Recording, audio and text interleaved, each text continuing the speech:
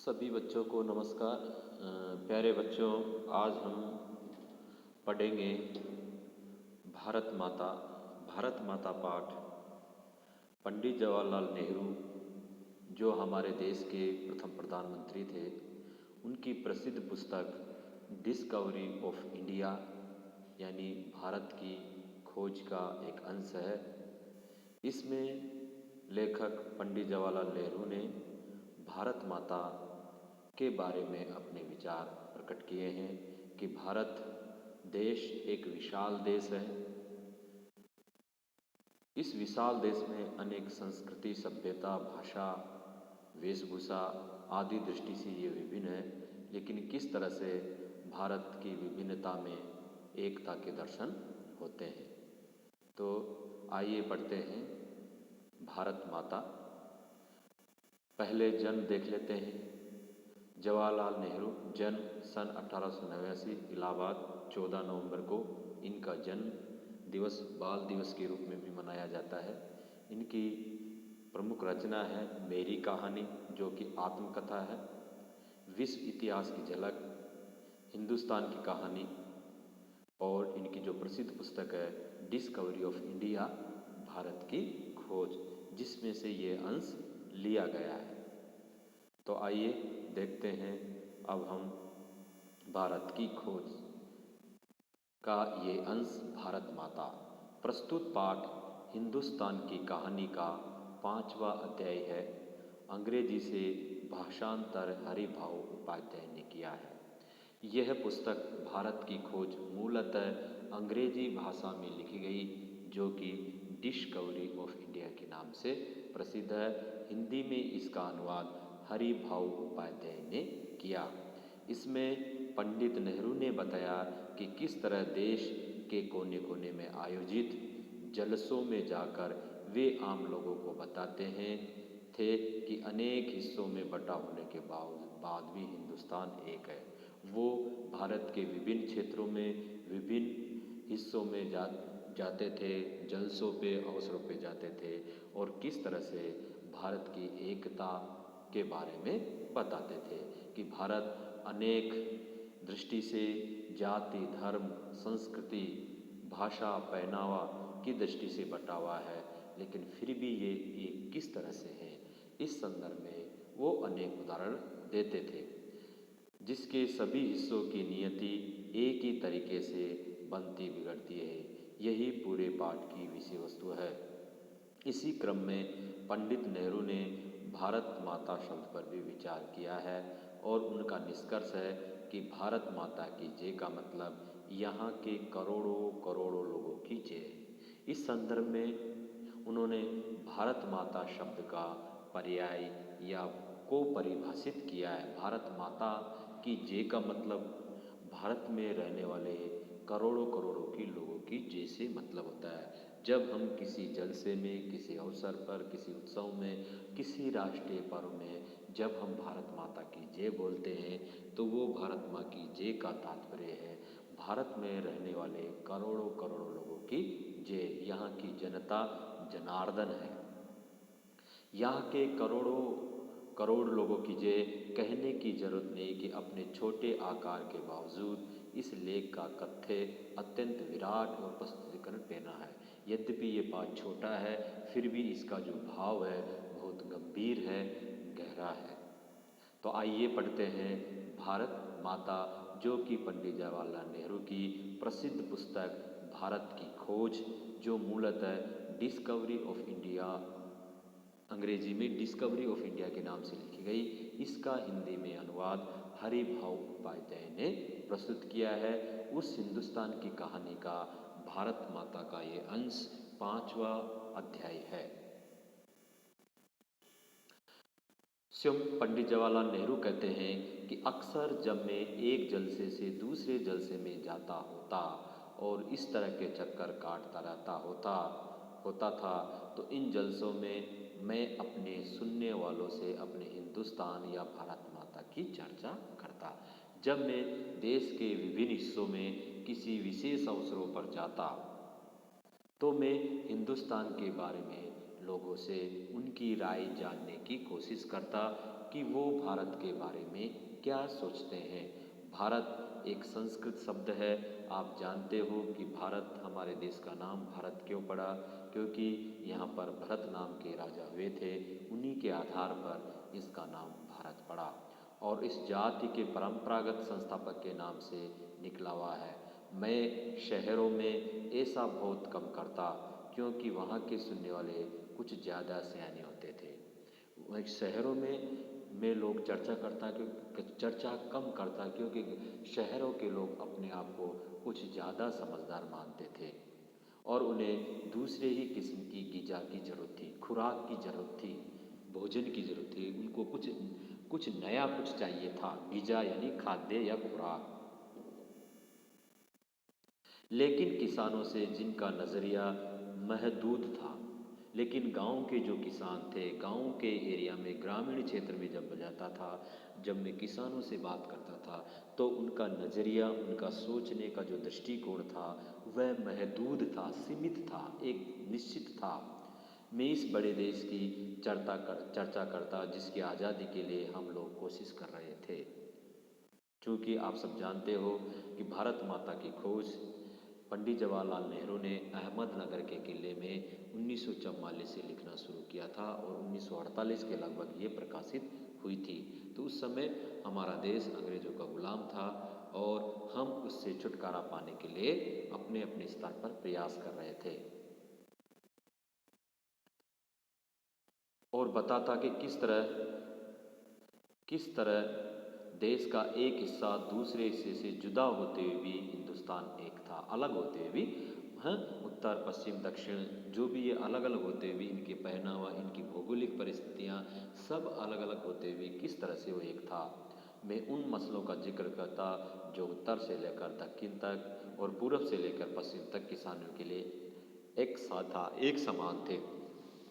पंडित जवाहरलाल नेहरू लोगों को बताते थे कि उत्तर में जाओ, चाहे दक्षिण में, पूरब हो या पश्चिम में, किसानों की समस्याएं सब जगह एक सी थी, चाहे वो किसी भी क्षेत्र के किसान हो।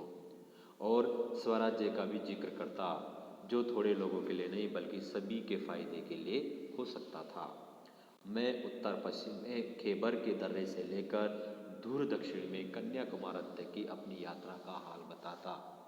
मैं उत्तर पश्चिम में खैबर से लेकर दक्षिण में कन्याकुमारी की जो मैं यात्रा करता उसके बारे में लोगों को बताता और ये कहता कि सभी जगह किसान मुझसे एक से सवाल करते हैं, चाहे वो किसी भी क्षेत्र का किसान हो, किसी भी दिशा का किसान हो, उनकी समस्याएं सब एक जैसी थी, उनकी तकलीफ़ें एक जैसी थी। यानी किसान किन समस्याओं से जूझ रहे थे, किन परेशानियों का सामना कर रहे थे, उनमें थी गरीबी, कर्जदार, पूंजीपतियों के शिकंजे, जमींदार, महाजन, कड़े लगान और सूद यानी ब्याज, पुलिस के जुल्म और ये सभी बातें गुथी हुई थी। तो इन सब समस्याओं से किसान, चाहे वो उत्तर का किसान हो, दक्षिण का किसान हो, पूरब का किसान हो या पश्चिम का किसान हो, सभी जगह के किसान इन समस्याओं से जूझ रहे थे।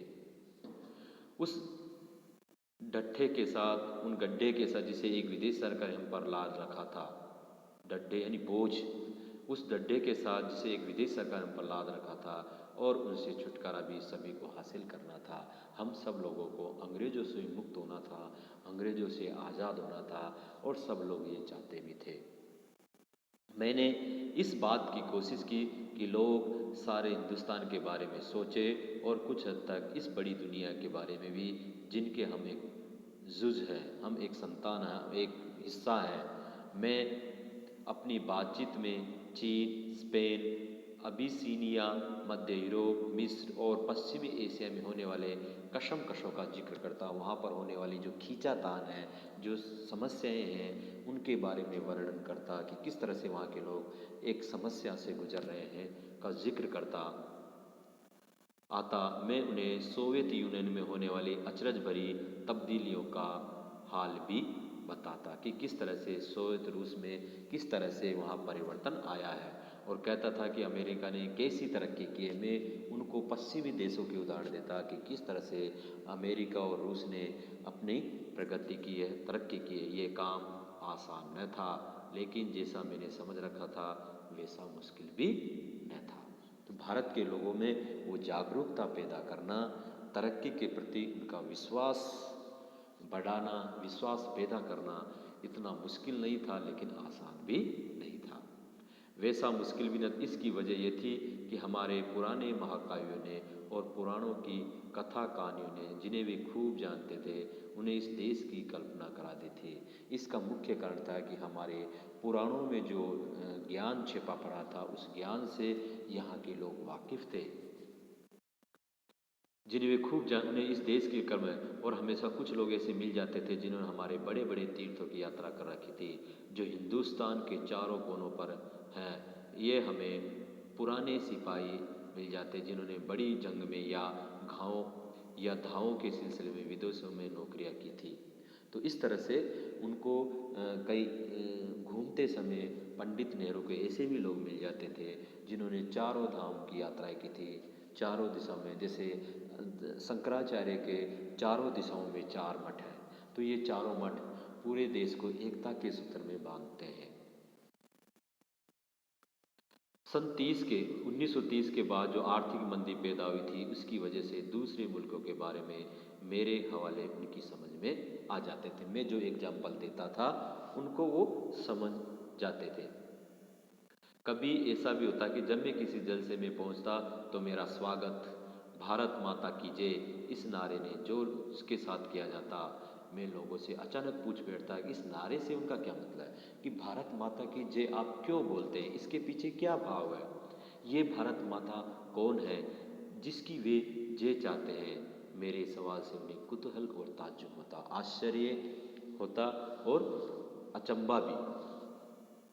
कुछ जवाब न बन पड़ने पर एक दूसरे की तरफ या मेरी तरफ देखने लग जाते। मैं सवाल करता ही रहता। आखिरकार एक हट्टे कट्टे जाट ने, जो अगणित पीढ़ियों से किसानी करता आया था, जवाब दिया कि भारत माता से उनका मतलब धरती से है। ये भारत माता यानी ये भारत भूमि से है। उसने एक जवाब दिया, कौन सी धरती? उसके गांव की धरती, उसके जिले की, सूबे की, राज्य की या हिंदुस्तान की धरती से उनका क्या मतलब? आखिर वो धरती कौन सी है?